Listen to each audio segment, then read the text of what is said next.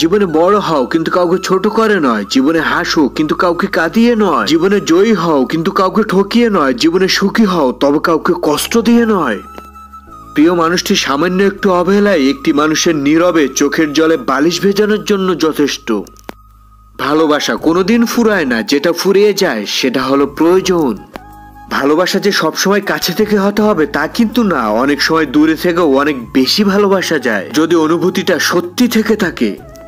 প্রত্যেক মানুষের একটা নিজস্ব পৃথিবী রয়েছে, সেখানে কেউ সুখী আবার কেউ বা অসুখী। মানুষ সবসময় ভাগ্যের কাছে হারে না, কখনো কখনো প্রিয়জনের অবহেলা আর বিশ্বাসের কাছে হেরে যায়। যারা সবার বিপদে থাকে তারা নিজের বিপদে কাউকেই পায় না।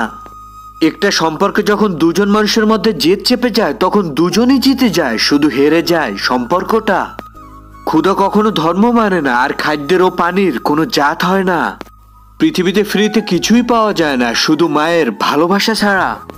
মানুষ সবচেয়ে বেশি ক্ষতিগ্রস্ত হয় রাগে, লোভে এবং আবেগের বশে। ভদ্র হবার জন্য মেধা নয়, পরিবারের শিক্ষাই যথেষ্ট। শারীরিক আঘাতের চেয়ে মানসিক আঘাত শতগুণ বেশি যন্ত্রণাদায়ক। অতিরিক্ত আঘাত পেলে মানুষ শুধু হাসতেই নয়, অনেক সময় কাঁদতেও ভুলে যায়। যে তোমার নীরবতার ভাষা বুঝে না সে তোমার চিৎকারের ভাষাও বুঝবে না।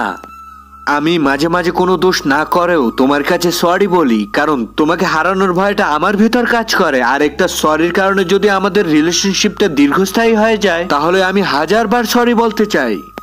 রাগের মাথায় আমি আমার মায়ের মন ভেঙেছি বহুবার, কিন্তু কই, আমার মা তো আমারে কখনো ছেড়ে যায়নি। আমি যেটা করি নাই, আমি যেটা বলি নাই, আমি যেটা স্বপ্নেও ভাবি নাই, কিছু লোক পিছন থেকে আমার ওই সব ব্যাপার নিয়ে কথা বলে। শোন ভাই, এই যে টলটল করে মানুষের পিছনে কথা বলো, যদি আজ নিজেকে এতটা সময় দিতা তাহলে আমার থেকেও উপরে থাকতা।